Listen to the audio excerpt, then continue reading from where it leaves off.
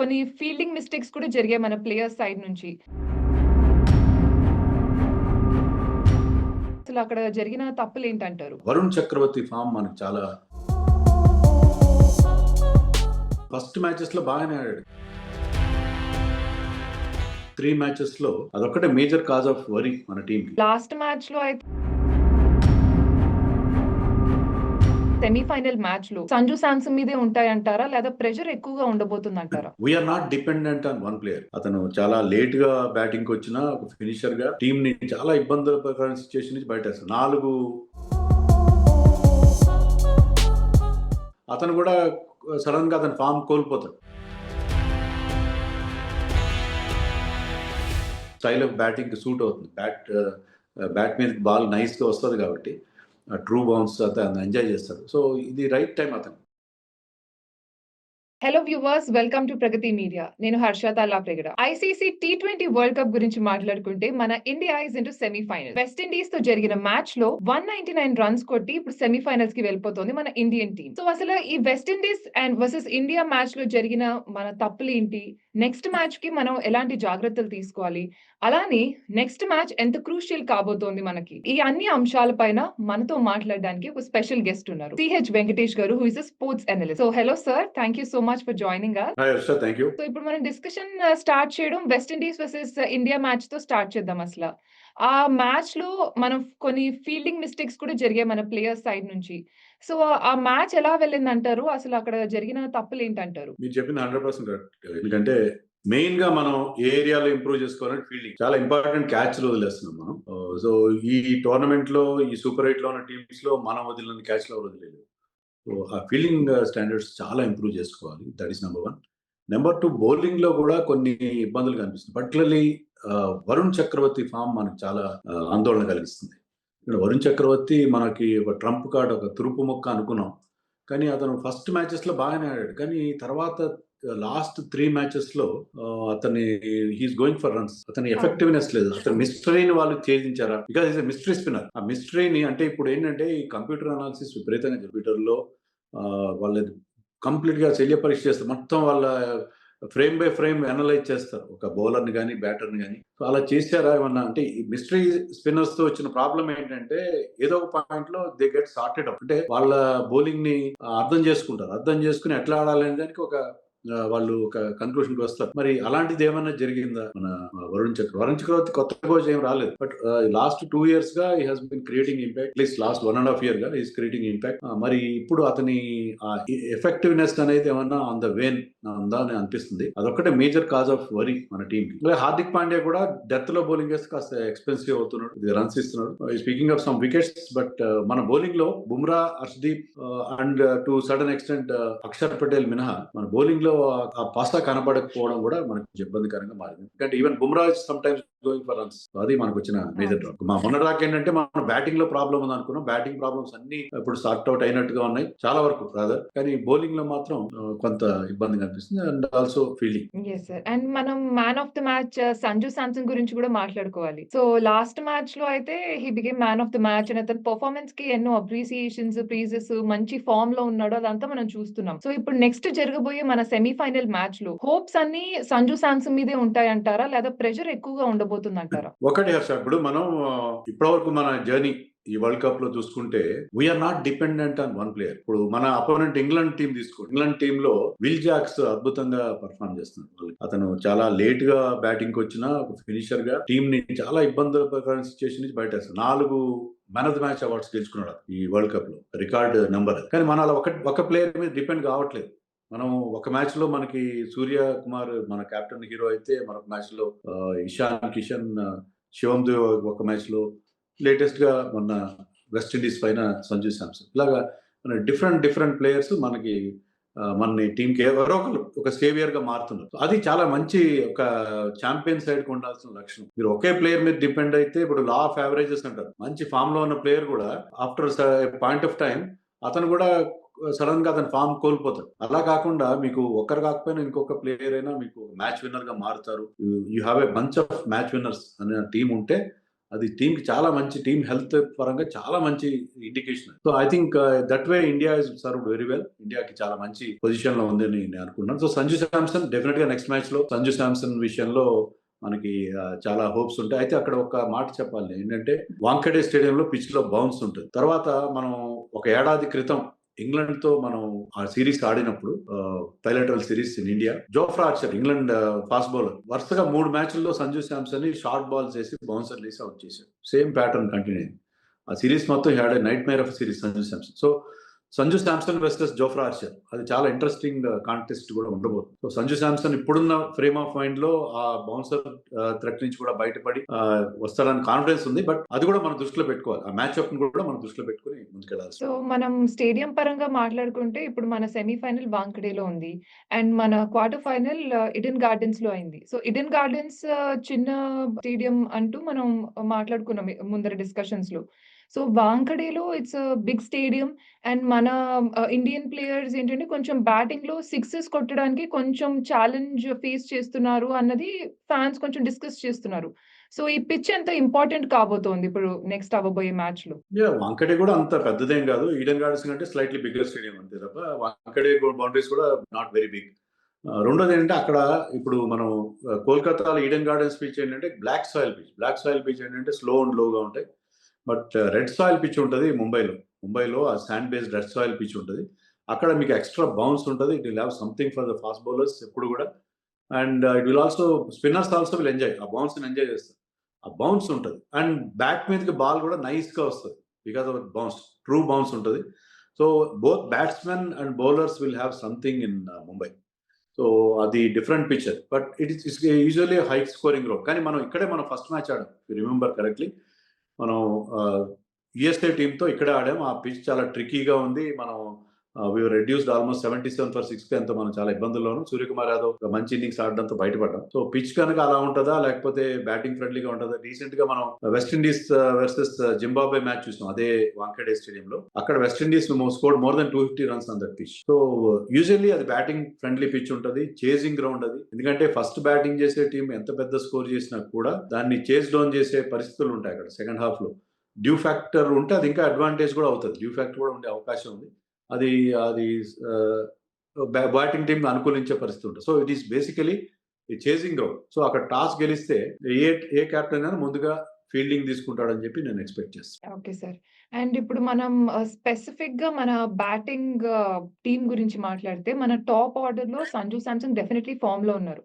But Abhishek Sharma లేదా ఇషాన్ కిషన్ వీళ్ళు కొంచెం ఇంకా లైక్ బెటర్ పెర్ఫార్మెన్స్ రావడానికి కొంచెం ఛాలెంజింగ్ అనుకుంటున్నాం. ఐ మీన్ చూస్తున్నాం మనం మ్యాచ్ లో. సో బ్యాటింగ్ ఆర్డర్ మనం ఇంకెంత బెటర్ చేయొచ్చు అంటారు? లేదా అక్కడ ఎలాంటి మెజర్స్ తీసుకోవాలి? ఎందుకంటే ఇప్పుడు ఇంగ్లాండ్ టీం అనగానే మనకి బౌలింగ్ పెర్ఫార్మెన్స్ కూడా బానే ఉంది. అండ్ వాళ్ళ టీం నుంచి మనకి Adil Rashid most experienced leg spinner గూడా. అండ్ సో ఇలా బ్యాటింగ్ మనం ఎలాంటి జాగ్రత్తలు తీసుకోవాలంటారు? నాకు ఇషాన్ కిషన్ ఫామ్ విషయంలో పెద్దగా బెంగ ఏం లేదు. ఎందుకంటే అతను ఒక 2 బ్రహ్మాండమైన ఇన్నింగ్స్ ఆడాడు. ముఖ్యంగా పాకిస్తాన్ మీద ఆడిన ఇన్నింగ్స్ అయితే అది ఒక really special innings. And even ఒక 30 కూడా చేశాడు అగైన్స్ జింబాబ్వే. లాస్ట్ మ్యాచ్ లో కొద్దిగా అతను 10 runs కొట్టాడు. So he look very good. అంటే ఒకసారి వస్తాయి రన్స్ వస్తాయి, ఒకసారి హై రిస్క్ గేమ్ ఆడతారు కాబట్టి ప్రతిసారి వాళ్ళు పెద్ద నాక్స్ ఆడారు. Ishan Kishan is in very good form. Ishan Kishan విషయంలో మనకి ఎలాంటి బెంగ అవసరం లేదు. అభిషేక్ మాత్రం ప్రాబ్లం కనిపిస్తుంది. ఎందుకంటే ఒక 50 చేశాడు మిడిల్ ఒక జింబాబ్వే పైన. బట్ ఓవరాల్ గా అతను ఇంకా కూడా కాన్ఫిడెన్స్ లేదేమో అనిపించింది. ఎందుకంటే అతను బాడీ లాంగ్వేజ్ చూసినా, అతను ఆడుతున్న తీరు, బ్యాటింగ్ అని ఫీల్డింగ్ లో కూడా లాస్ట్ మ్యాచ్ లో 2 క్యాచ్లు చాలా ఈజీ క్యాచెస్ వదిలేశాడు. మామూలుగా అయితే ఇది very very safe field. So Abhishek ఆ క్యాచ్లు వదిలేయడం ఏంటి, తర్వాత బ్యాటింగ్ లో మునుపటి ఆ అగ్రెషన్ కానీ ఆ కాన్ఫిడెన్స్ కానీ కనబడట్లేదు. అది కాస్త వర్రీగా ఉంది. కానీ అంటే అక్కడే ఇంగ్లాండ్ పైనే అక్కడ అతను ఒక ఏడాది క్రితం ఒక బ్రహ్మాండమైన సెంచరీ చేశాడు. ఆ పిచ్ అతని స్టైల్ ఆఫ్ బ్యాటింగ్ కి సూట్ అవుతుంది. బ్యాట్ మీద బాల్ నైస్ గా వస్తుంది కాబట్టి ట్రూ బౌన్స్ అతను ఎంజాయ్ చేస్తాడు. సో ఇది రైట్ టైం అతను మళ్ళీ ఫామ్ లోకి రావడానికి. అతని విషయంలో కొంచెం మనకి వర్రీగా అనిపిస్తుంది. సూర్యకుమార్ కూడా ఫస్ట్ మ్యాచ్ ఆడిన తర్వాత అతను అంత చెప్పుకోదగ్గ స్కోర్ చేయడానికి ఇంపార్టెంట్ కంట్రిబ్యూషన్ చేస్తున్నాడు. ప్రతి మ్యాచ్ లో కెప్టెన్ గా ఒక 20s 30s చేస్తున్నాడు. సో ఇక్కడ ఒక క్రూషియల్ ఇన్నింగ్స్ ఆడాల్సిన against quality side, quality bowling. So ఇక్కడ అతని రోల్ కూడా చాలా ఇంపార్టెంట్. సూర్యకుమార్ కూడా should play an important inning. ఎందుకంటే అతను 20s 30s చేయాల్సిన అవసరం కాదు. ఈ మోస్ట్ ఎక్స్పీరియన్స్ ప్లేయర్ గా, ఒక T20 స్పెషలిస్ట్ గా అతని నుంచి రావాల్సిన బిగ్గర్ కంట్రిబ్యూషన్స్ మనకి రావాలి. ఆ విషయం కూడా మనం దృష్టిలో పెట్టుకోవాలి. Yes sir. అండ్ ఇంకోటి ఏంటంటే ఈ T20 semifinal is going to be first semifinal for our top order like Abhishek Sharma, Sanju Samson, then Ishan Kishan and మన టాప్ ఆర్డర్ బ్యాట్స్మెన్ కి ఇది ఫస్ట్ సెమీఫైనల్ కాబోతోంది. సో వాళ్ళు ఈ ప్రెషర్ ని ఎలా హ్యాండిల్ చేయాలంటారు? ఒకటేంటంటే వీళ్ళందరూ కూడా ఐపీఎల్ ఆడతారు. IPL is high pressure situation. అక్కడ ఏంటంటే వాళ్ళకి కోట్లాది రూపాయలు వాళ్ళ ఫ్రాంచైజ్ ఓనర్స్ ఇస్తారు. So they have to justify their price. So వాళ్ళకి ప్రెషర్ అనేది కొత్త ఏం కాదు. ఈ టీంలో ఉన్న స్పెషాలిటీ ఏంటంటే వీళ్ళందరూ చాలా ఫియర్లెస్గా ఆడతారు. వాళ్ళు they don't really feel that pressure. Pressure ఉంటుంది ఖచ్చితంగా. ప్రెషర్ అనేది ఏ ఇంటర్నేషనల్ క్రికెటర్కైనా ఎలాంటి టీంతో ఆడుతూనే ఉంటుంది. ప్రెషర్ టు పర్ఫామ్ అనేది ఉంటుంది. కానీ ప్రెషర్ అనేది కొత్త ఏమి కాదు వీళ్ళకి. కొత్త కాదు కాబట్టి ఓకే, సెమీఫైనల్ ఆడడం అనేది కొత్త కావచ్చు. కానీ ఓవరాల్‌గా మనకి అంత ఇబ్బంది ఉండదు. ఏదన్నా ప్రెషర్ ఉంటే అది సౌత్ ఆఫ్రికా మీద ఉంటది. ఎందుకంటే సౌత్ ఆఫ్రికాకి ఆ చోకర్స్ అనే ట్యాగ్ ఉంది వాళ్ళకి. వాళ్ళు వాళ్ళు ఓడిపోయిన సెమీఫైనల్స్ అది వన్ డే వరల్డ్ కప్స్‌లో గాని, T20 వరల్డ్ కప్స్‌లో గాని ఎవరు ఓడిపోలేదు. If I am not wrong ఒక 8, 7, 8 సెమీఫైనల్స్ వాళ్ళు ఓడిపోయారు. సో సెమీఫైనల్ నాకౌట్ స్టేజ్‌కొచ్చేసరికి ఆ నాకౌట్ స్టేజ్ గట్టెక్కడం సౌత్ ఆఫ్రికా అంటున్నా కదా! England. Even England for that matter. Yeah! England for that matter నేను ఆల్రెడీ ఫైనల్‌కెళ్ళిపోయినట్టున్నా. Yes. Even England England for that matter England వాళ్ళు కూడా వాళ్ళంత ట్రోఫీ విన్నింగ్ సైడ్ ఏం కాదు వాళ్ళు. వాళ్ళు బట్ ఒకటి మనం గుర్తుపెట్టుకోవాల్సిందంటే ఇంగ్లాండ్ వాళ్ళు 2022లో మనం విరాట్ కోహ్లీ పాకిస్తాన్‌కి అగైన్స్ట్ ఒక బ్రహ్మాండమైన ఇన్నింగ్స్ ఆడిన తర్వాత కూడా సెమీఫైనల్‌లో మనకి 10 వికెట్స్ తేడాతో ఓడించారు. చాలా చిత్తుగా ఓడించారు సెమీఫైనల్‌లో. అది దృష్టిలో మనం పెట్టుకోవాలి. బట్ ప్రెషర్ అనేది అంత ఎక్కువగా ఉంటదని నేను అనుకోను. But England is a quality side. కానీ వాళ్ళ బౌలింగ్‌లో నాకు అంత పస కనబడట్లేదు. అంత పదును లేనట్టుగా ఉంది. ఎందుకంటే Jofra Archer is fine. But అతను ఒకరోజు బాగా ఏస్తాడు, ఒకరోజు బాగా ఏయడు. బ్లో హాట్, బ్లో కోల్డ్‌గా ఉంటాడు. అండ్ ఆదిల్ రషీద్ అన్నారు మీరు. ఆదిల్ రషీద్ ఏంటంటే ఈస్ ఎ లెగ్ స్పిన్నర్. మన టీమ్‌కి లెగ్ స్పిన్నర్స్ ఎప్పుడు అంత ఇబ్బంది పెట్టరు. ఫింగర్ స్పిన్నర్స్ ఎక్కువ ఇబ్బంది పెడతారు మన టీమ్‌ని. కాబట్టి ఆదిల్ రషీద్ మన అంత గతంలో కూడా అతను ఇండియాకి అగైన్స్ట్‌గా అంత గొప్ప రికార్డ్ ఏం లేదు. సో ఓవరాల్‌గా వాళ్ళ బౌలింగ్‌లో అంత భయపడాల్సిన పనేమి లేదని అనుకుంటున్నాను. బట్ ఓవరాల్‌గా it is a good bowling side. Much better bowling side than West Indies. West Indies కంటే a few notches above one. ఖచ్చితంగా వెస్ట్ ఇండీస్ కంటే చాలా బెటర్ బౌలింగ్ సైడ్. అది మన వాళ్ళు దృష్టిలో పెట్టుకోవాలి. వెస్ట్ ఇండీస్‌కి అగైన్స్ట్‌గా మనకి సంజు కొంతవరకు, తిలక్ వర్మ తప్ప ఎవరు పెద్దగా రన్స్ చేయలేరు. సో అందుకని మన బ్యాటింగ్ విషయంలో కొంచెం జాగ్రత్తగా ఉండాలి వాళ్ళు బౌలింగ్ ఫేస్ చేసేటప్పుడు. ఇంకా మన బౌలింగ్ విషయానికొచ్చేస్తే ఇంగ్లాండ్ టీమ్ కూడా కొంచెం డెప్త్ ఉన్న టీమే. లైక్ వాళ్ళకి నంబర్ 7 ఆర్ నంబర్ 8 వరకు కూడా బ్యాట్స్‌మెన్స్ ఉన్నారు. అండ్ వాళ్ళ టీమ్‌లో చూసుకుంటే Harry Brook and Will Jacks మీరన్నట్టు. సో వీళ్ళని మన బౌలర్స్ ఎలా టాకిల్ చేయాలంటారు? ఎందుకంటే ఇప్పుడు మన బౌలింగ్ టీమ్ గురించి చూసుకుంటే గనక వరుణ్ చక్రవర్తి ఐసీసీ టీ20 ర్యాంకింగ్స్‌లో నంబర్ 1 బౌలర్. కానీ మన బౌలర్స్ కూడా వికెట్స్ తీయడంతో పాటు రన్స్ కూడా కొంచెం ఇచ్చేస్తున్నారు. మన వెస్ట్ ఇండీస్ టీమ్‌లో గూడా మీరు ఆల్రెడీ హైలైట్ చేసారు ఆ పాయింట్ ఇందాక. సో, ఈ బ్యాట్స్‌మెన్‌ని టాకిల్ చేయడం ఎలాంటి జాగ్రత్తలు తీసుకోవాలంటారు? అన్ఫార్చునేట్ థింగ్ ఏంటంటే ఇప్పుడు Abhishek Sharma is number 1 batter in world ranking. Varun Chakravarthy number 1 bowler in world rankings. కానీ వీళ్ళిద్దరి ఫార్మ్ ఇప్పుడు మనకు చాలా పెద్ద వర్రీగా మారింది. యెస్, డెఫినిట్‌గా మీరన్నట్టు వాళ్ళకి strong batting lineup on paper at least. But Buttler చాలా దారుణమైన ఫార్మ్‌లో ఉన్నాడు. వాళ్ళ opener most experienced player, former captain. కానీ అతనికేంటంటే ముంబైలో చాలా మంచి రికార్డు. వాంఖేడే స్టేడియంలో అతను I think if I am not wrong 4 hundreds ఉన్నాయి. T20 హండ్రెడ్స్ అతనికి.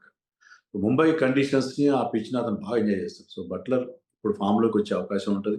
బట్ ఫిల్ సాల్ట్ గాని, జేకబ్ బెథెల్ గాని వాళ్ళందరూ పెద్దగా పెర్ఫార్మ్ చేయట్లేదు. వాళ్ళ కెప్టెన్ బ్రూక్ అంటారా? Brook is weak against spin. Quality spin ఆడడంలో ఇబ్బంది పడతాడు. వరుణ్ చక్రవర్తిని సర్వైవ్ అవుతారనేది నాకైతే నమ్మకం లేదు. So, Brook is one danger. Brook విషయంలో నాకు పెద్ద వరీ లేదు. కానీ విల్ జాక్స్, శామ్ కరన్ వీళ్ళు బాగా ఆడుతున్నారు. వీళ్ళని మనం కంటైన్ చేయాల్సి ఉంటుంది. మీరన్నట్టుగా వాళ్ళకి they bat very deep. Even Adil Rashid, Archer, Jamie Overton అందరూ కూడా బ్యాటింగ్ బాగా చేస్తారు. వాళ్ళకేంటంటే ఆ లోయర్ ఆర్డర్ చాలా బాగుంది. లోయర్ మిడిల్ ఆర్డర్ చాలా బాగుంది. వాళ్ళ tail almost they have no tail. అలాంటి సిట్యుయేషన్ ఉంది కాబట్టి వాళ్ళ బ్యాటింగ్ మనం తక్కువగా అంచనా వేయాల్సిన అవసరం. బౌలింగే కాస్త వీక్‌గా ఉందని నాకు అనిపిస్తుంది. కానీ బ్యాటింగ్ మాత్రం చాలా మంది ఫామ్‌లో లేకపోయినప్పటికి కూడా they have got enough strength అని అనిపిస్తుంది. సో, మన ఇండియన్ ప్లేయింగ్ 11లో ఏమైనా చేంజెస్ చూడొచ్చంటారా? అంటే ఇప్పుడు కుల్దీప్ నాడిస్తే ఇప్పుడు మీరన్నట్టుగా వరుణ్ చక్రవర్తి ఫామ్‌లో లేడు. కుల్దీప్ నాడిస్తే ఎలా ఉంటది? స్పిన్నర్స్ ఆడడానికి ఇంగ్లాండ్ వాళ్ళు ఇబ్బంది పడతారని అనుకుంటున్నా గానీ, అంత రిస్క్ చేస్తారని నాకు నమ్మకం లేదు. అభిషేక్ శర్మని పక్కన పెట్టాల్సొస్తది అలా అయితే. అభిషేక్ శర్మని పక్కన పెట్టేంత సిట్యుయేషన్ ఉంటదా అనేది కూడా డౌటే. మోస్ట్‌లీ ఇండియా సేమ్ టీమ్‌తో వెళ్ళొచ్చు. కానీ కుల్దీప్ విషయంలో కొంత ఆలోచించాలి. ఒకవేళ పిచ్ కనుక స్పిన్నర్స్‌కి హెల్ప్ చేస్తుంది. పెద్ద హెల్ప్ ఉండదు అక్కడ యాక్చువల్‌గా. హెల్ప్ చేస్తుందన్న ఒక ఫీలింగ్ గనుక ఉంటే they might think of Kuldeep Yadav. ఒక బ్యాట్స్‌మెన్ సాక్రిఫైస్ చేసి కుల్దీప్‌ని హర్షదీప్‌నైతే ఆడిస్తారు. ఎందుకంటే అక్కడ న్యూ బాల్‌తో ఫాస్ట్ బౌలర్స్‌కి హెల్ప్ ఉంటదా? హర్షదీప్ మనకి ఇనీషియల్‌గా బ్రేక్ త్రూస్ ఇస్తాడు కాబట్టి హర్షదీప్‌ని కుల్దీప్‌తో రిప్లేస్ చేయడానికి ఉండకపోవచ్చు. వీళ్ళు కుల్దీప్‌ని తీసుకురావాలంటే they have to sacrifice one batting position. Number 7 దాకా బ్యాటింగ్ పెట్టుకొని నలుగురు టైలెండర్స్‌తో వెళ్ళాలి. అది కూడా కొంచెం రిస్క్ అవుతుందని మన టీమ్ భావిస్తదేమో చూడాలి. Yes sir. సో, ఆల్రెడీ ఇప్పుడు మనం సెమీ ఫైనల్స్ నుంచి నెక్స్ట్ స్టేజ్ మాట్లాడుకుంటే మీరిందాక ఆల్రెడీ నేను ఫైనల్ మూడ్‌లో ఉన్నానేమో అని ఆల్రెడీ చెప్పారు. సో, ఇప్పుడసల ఫైనల్స్‌కి ఏ టీమ్స్ వెళ్తే బావుంటుందంటారు? అండ్ మీ పర్స్‌పెక్టివ్ నుంచి ఏ టీమ్స్ వెళ్తాయనుకుంటున్నారు? అంటే ఫార్మ్ పరంగా చూస్తే మనకి సౌత్ ఆఫ్రికా ఈ టోర్నమెంట్ మొత్తంలో మోస్ట్ ఇంప్రెసివ్ సైడ్. బ్యాటింగ్‌లో గాని, బౌలింగ్‌లో, ఫీల్డింగ్ ఎప్పుడు వాళ్ళు బాగా చేస్తారు. సో, అందరికంటే ఇంప్రెస్ చేసినది ఆల్‌మోస్ట్ ప్రతి మ్యాచ్ డామినెంట్ పొజిషన్‌లో గెలిచింది South Africa. They are the team in form. Form పరంగా వాళ్ళు బెటర్. కానీ నేను అనుకోవడం ఏంటంటే ఒకవేళ మనం ఫైనల్‌కెళ్ళితే సౌత్ ఆఫ్రికా కంటే కూడా న్యూజిలాండ్ ఈస్ ఈజియర్ అపోనెంట్‌గా భావిస్తున్నాను నేను. న్యూజిలాండ్ ఎప్పుడు పెద్ద టైటిల్స్ గెలిచింది లేదు. తర్వాత సౌత్ ఆఫ్రికా కూడా గెలవలేదు. బట్ న్యూజిలాండ్ కంటే కూడా సౌత్ ఆఫ్రికా చాలా స్ట్రాంగర్ టీమ్‌గా కనిపిస్తుంది. న్యూజిలాండ్‌లో కూడా కొంతమంది బాగా ఆడుతున్నారు. కానీ న్యూజిలాండ్ కొన్ని సందర్భాల్లో ఇబ్బంది పడతాయి గానీ సౌత్ ఆఫ్రికాకి ఏంటంటే సౌత్ ఆఫ్రికన్ ప్లేయర్స్ ఎక్కువ మంది మన ఇండియాలో వాళ్ళు ఐపీఎల్ ఆడతారు. ఇప్పుడు న్యూజిలాండ్ చోటు తీసుకోండి వాళ్ళ ఓపెనర్స్ ఫినాలన్ గాని, టిమ్ సైఫర్ట్ గాని వాళ్ళు రెగ్యులర్ ఐపీఎల్ ప్లేయర్స్ కాదు. కానీ సౌత్ ఆఫ్రికన్ ప్లేయర్స్ అందరూ కూడా మన ఐపీఎల్ ఆడతారు. వాళ్ళకి ఇండియన్ కండిషన్స్ బాగా కొట్టిన పిండి. So, South Africa is a much more difficult side. కానీ ఫార్మ్ పరంగా చెప్పాలంటే, ప్రెడిక్షన్ పరంగా చెప్పాలంటే సౌత్ ఆఫ్రికా ఫైనల్‌కి వచ్చే అవకాశాలు మళ్ళీ again India, south Africa final like last world cup ఉండే పరిస్థితి కనిపిస్తుంది. కానీ పర్సనల్లీ ఐ ప్రిఫర్ న్యూజిలాండ్ టీమ్‌ని ప్రిఫర్ చేస్తున్నాను. To face for India to face in the finals. Yes sir. So, March 4థ్ రోజు వాళ్ళ మ్యాచ్ కూడా ఉంది కదా! South Africa versus New Zealand and అది ఈడెన్ గార్డెన్స్‌లో ఉంది. సో, ఆ పిచ్ ఎవరికి ఎక్కువ ఫేవరబుల్ అంటారు? సౌత్ ఆఫ్రికానా లేదా న్యూజిలాండా? ఈడెన్ గార్డెన్స్ చూసాం కదా మనం, అది చాలా వరకు బ్యాటింగ్ ఫ్రెండ్లీగా ఉంది. So, South Africa has a much stronger batting lineup. న్యూజిలాండ్‌లో కూడా వాళ్ళకేంటంటే ఆ ఓపెనర్స్ ఒకరిద్దరు తర్వాత వాళ్ళు పెద్ద గ్లెన్ ఫిలిప్స్ ఒకడు బాగా ఆడుతున్నాడు. మిగతా వాళ్ళు అంత చెప్పుకోదగ్గ ఫామ్‌లో లేరు. ఈవెన్ డెరిల్ మిచెల్ చాలా బాగా ఆడతాడు ఇండియన్ కండిషన్. అతను కూడా ఇప్పుడు అంత గొప్ప ఫామ్‌లో లేడు. అండ్ వాళ్ళ బౌలింగ్‌తో కంపేర్ చేస్తే south Africa has got a very good superior bowling lineup. So, South Africa should win that match. అంటే ఫార్మ్ ప్రకారం ఆడితే. కానీ ఈ ఫార్మాట్‌లో మనం ఏది కూడా ఖచ్చితంగా చెప్పే పరిస్థితి ఉండదు. సో, లాస్ట్‌లీ ఇంక మన సెమీ ఫైనల్స్‌కి ఒక రౌండ్ అప్ లాగా మన ఇండియన్ ప్లేయర్స్‌కి ఏమైనా సజెషన్స్, టిప్స్ ఇవ్వాలంటే మీ మాటల్లో ఏం చెప్తారు? ఇలా మీరు నార్మల్ గేమ్ ఆడండి. నార్మల్‌గా ఎలా ఆడతారో క్యాచ్‌లు పట్టుకోండి. ఫీల్డింగ్ మీద ఎక్కువ ధ్యాస పెట్టండి. And semifinal you play it like another game. India వాంఖేడేలో మనకి మంచి రికార్డ్ ఉంది. I think normal circumstances we should win that match. కాన్ఫిడెన్స్‌తో వెళ్తే, ఎందుకంటే మనం చాలా టఫ్ మ్యాచెస్ ఫేస్ చేసాం కదా! టఫ్ మ్యాచెస్ ఫేస్ చేసి వాటి నుంచి కూడా బయటపడ్డాం కాబట్టి చాలా ఈజీగా లేదు మన జర్నీ. అలా కాస్త డక్కాముక్కీలు తినొచ్చాం కాబట్టి అది మరింత టీమ్ బాండింగ్ చాలా ఉపయోగపడుతది. I think normal circumstances India should win the match and okay. ఆ టార్గెట్ ఎంత స్కోర్ చేయొచ్చంటారు? Like if we have to predict the score ఎంత వరకు ప్రిడిక్ట్ చేయొచ్చంటారు స్కోర్? అంటే పిచ్ గురించి మనకేం తెలియకుండా ఇప్పుడే మనం చెప్పలేం. వెదర్ కండిషన్స్ కూడా తెలియకుండా ఇప్పుడైతే టార్గెట్‌ని మనం ప్రెడిక్ట్ చేయడం చాలా కష్టం. Okay sir. Okay. Thank you so much for joining us sir. So viewers చూసారు కదా! మీరు ఏ టీమ్‌కి సపోర్ట్ చేస్తున్నారు అండ్ ఫైనల్స్‌కి ఏ టీమ్స్ వెళ్తాయనేది కామెంట్స్‌లో మాకు చెప్పండి. Until then stay tuned to Pragati media. Thank you.